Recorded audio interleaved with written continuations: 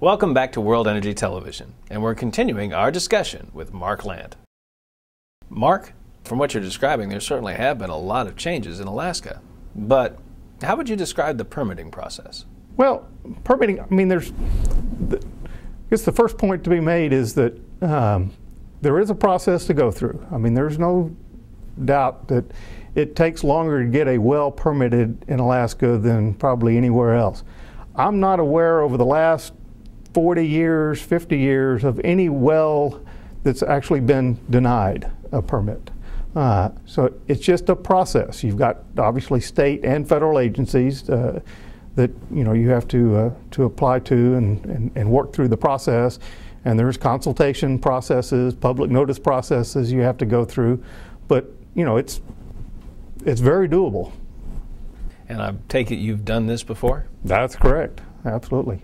With these same people? With these same people, same agencies. So Buccaneer, Alaska is off to a good start. Where do we go from here? Well, the next project and where we're focusing in the short term this year is really onshore in the Kenai Peninsula and to some extent some opportunities on the west side of the Kenai. All these opportunities are actually very close to infrastructure. Now they're close to existing roads, they're close to existing gas pipelines, oil lines, or in areas that we could actually truck oil to the refinery. The refineries is there a Tesoro refinery on the west side of the Kenai Peninsula there. So it's we don't see anything that would really delay the permitting process unnecessarily. Based on the onshore program that we're focusing on. So actually, this could move really quickly. That's correct. Buccaneer is leading the charge going into Alaska. Would you say that getting in early is key? Yes, we think so. We think there's a lot of what I would consider sort of first mover advantage of being up there, especially in the offshore, in the Cook Inlet. I think there's some opportunities that we can avail ourselves of if we're the first one out there with a jackup rig. Well, in the 15 years you've been working Alaska, have you ever seen a market that looks anything like this? No, it's gotten to be sort of the perfect storm. A lot of things have really come together, including the gas market that I mentioned earlier, but also the availability of lands in the Cook Inlet. One of the programs that was implemented actually that I was involved in back in the 90s with the state is now every year, like clockwork, they will make every unleased acre within the Cook Inlet planning area available for lease sale. Very similar to the way it's done in the Gulf of Mexico. And right now there's not a lot of competition, let's say, from the other companies. So our ability to acquire acreage up here for very reasonable cost and low per acre amounts is very compelling. So what about acquisition targets? Well, there are some smaller independents that do have production in the Cook Inlet, as well as some of the larger companies that see the Cook Inlet is more of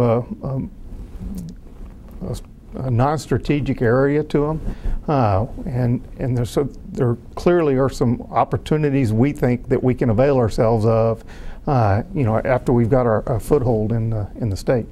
So Buccaneer takes the lead in Alaska. Being a first mover, does that really give you the pick of the litter? Can you choose which projects you want to do and really take advantage of this time in the marketplace? I believe so, yes.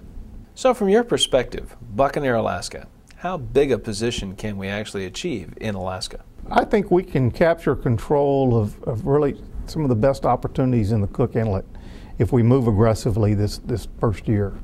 I think there'll be a lot of opportunities that'll come to us. That once we show that we're prepared to move and then we can move quickly. Well, you're first in the marketplace. Will there be other independents following you? I think that will ultimately happen, yes. Well, let's take a picture today. What does Buccaneer, Alaska look like as we speak? Well, I think as Jim had referred to earlier, Buccaneer has been able to capture some opportunities, roughly about 57,000 acres in the Kenai Peninsula as well as offshore in the Cook Inlet. These are on some opportunities that really we were aware of, the team from our previous employers and all of our experience that we've had in Alaska, the 80 to 90 years plus that was also referred to. And So that's our sort of our first building block, if you want to look at it that way. But we see a number of other opportunities that we really hope to capture in the future as Buccaneer starts to grow. Mark, I've really enjoyed this conversation. And thank you very much for watching.